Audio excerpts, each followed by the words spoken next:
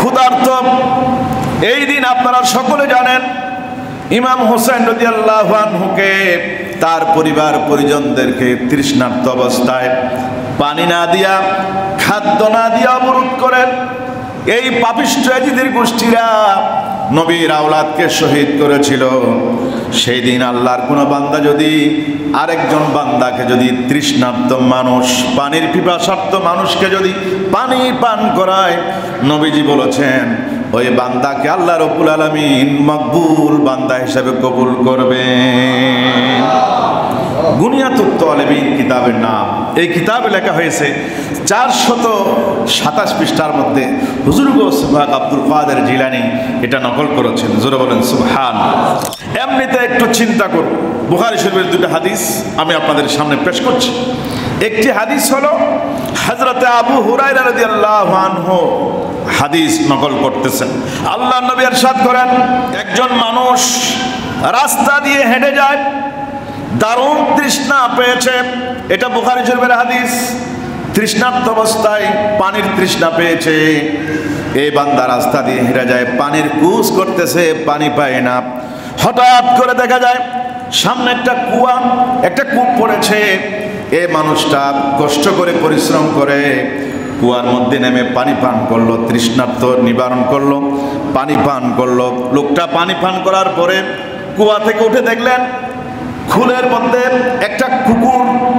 হাদিস শরীফে এসেছে এই কুকুরটাও পানির তৃষ্ণার্ত হয়ে হাউমাউ করতেছে, গড়াগড়ি দিচ্ছে। লোকটি মনে মনে ভাবলো, আমি যেমন পানির তৃষ্ণার্ত হয়ে কষ্ট পেয়েছিলাম, অবশ্যই মনে হয় এই কুকুরটিও তৃষ্ণার্ত অবস্থায় হাউমাউ করতেছে, গড়াগড়ি দিতেছে, এটি মনে হয়। এই মনে করে তিনি আবার কুয়ার মধ্যে নামলেন। কুয়া থেকে কষ্ট করে পানি তুলে এই কুকুরকে পান করালেন। এই ছোট্ট আমলটি আল্লাহ পাক এমন করে মঞ্জুর করলেন, এই আমলের বিনিময় রব্বুল আলামিন ওই বান্দার অতীতের গুনাহ মাফ করে দিয়েছেন। বুখারী শরীফের হাদিস। আল্লাহ নবী বলেন, ফাসাকাল কালবা, লোকটা কুকুরকে পানি পান করালো। ফাশাকারাল্লাহু লাহু ফাগাফারা লাহু, আল্লাহ পাক এই প্রতিদান দিলেন, এই বান্দার আমলটির প্রতিদান দিলেন। রব্বুল আলামিন তাকে অতীতের সব গুনাহ মাফ করে দিলেন। একটি কুকুরকে যদি, তৃষ্ণার্ত কুকুর, তাকে পানি পান করানোর কারণে যদি জান্নাত পাওয়া যায়, ছোট্ট একটা আমল, সামান্য পরিমাণের আমল, এটা আমাদের দৃষ্টিতে সামান্য, আর আল্লাহ পাক যিনি কুল কায়নাতের মালিক, তার দৃষ্টিতে, কুদরতের দৃষ্টিতে অসামান্য। জোরে বলেন সুবহানাল্লাহ। এই হাদিসটা মুখস্থ রাখুন। 2 নম্বর আরেকটা হাদিস দেখুন। একটা বিড়াল পিপাসার্ত, এটিও কিন্তু বুখারী শরীফে আছে। নবীজি বলেছেন, হযরতে আব্দুল্লাহ বিন ওমর রাদিয়াল্লাহু আনহু হাদিস বর্ণনা করতেছেন। নবীজি বলেন, একজন মহিলা তৃষ্ণার্ত অবস্থায় একটা বিড়াল বেঁধে রেখেছিল, বিড়ালকে আটকে রেখেছিল। বিড়ালটি আটকে রাখার কারণে সেই বিড়ালটি, তাকে কোনো খাদ্য দেওয়া হয় নাই, কোনো পানীয় দেওয়া হয় নাই। তৃষ্ণার্ত অবস্থায়, ক্ষুধার্ত অবস্থায় বিড়ালটি মারা গেল।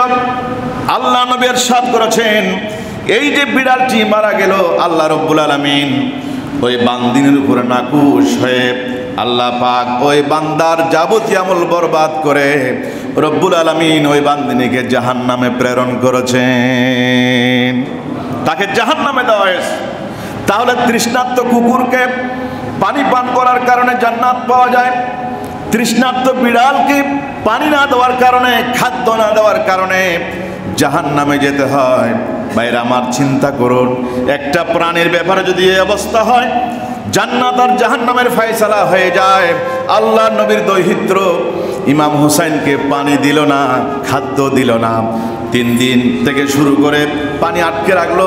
তৃষ্ণার্ত অবস্থায় নবীর দৌহিত্র কলিজার টুকরাকে শাহাদত বরণ করালে অবশ্য অবশ্য আল্লাহ পাক ওই বান্দাকে জাহান্নামে পাঠাবেন। ঠিক কি না? জোরে বলেন ঠিক কি না? কুকুর আর বিড়াল সামান্য প্রাণী, আর যাকে মুহররমের 10 তারিখ শহীদ করে দেওয়া হয়েছে সামান্য ব্যাপার নয়। ঠিক কিনা? যেই নবীজিকে সৃষ্টি না করা হলে পরে পৃথিবী সৃষ্টি হতো না, ফুরাত নদী সৃষ্টি হতো না। সেই ফুরাত নদীর পানি বন্ধ করে দেওয়া হয়েছে।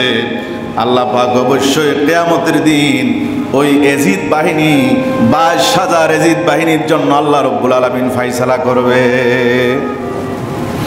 এই 10 তারিখ উপলক্ষ করে নবীজি বলেন, কোন বান্দা যদি আরেক কোন বান্দার তৃষ্ণা মিটায়, পানি পান করায়, এক ডুব পানি পান করায়, রব্বুল আলামিন ওই বান্দাকে মকবুল বান্দা হিসেবে কবুল করবেন। জোরে বলেন সুবহানাল্লাহ।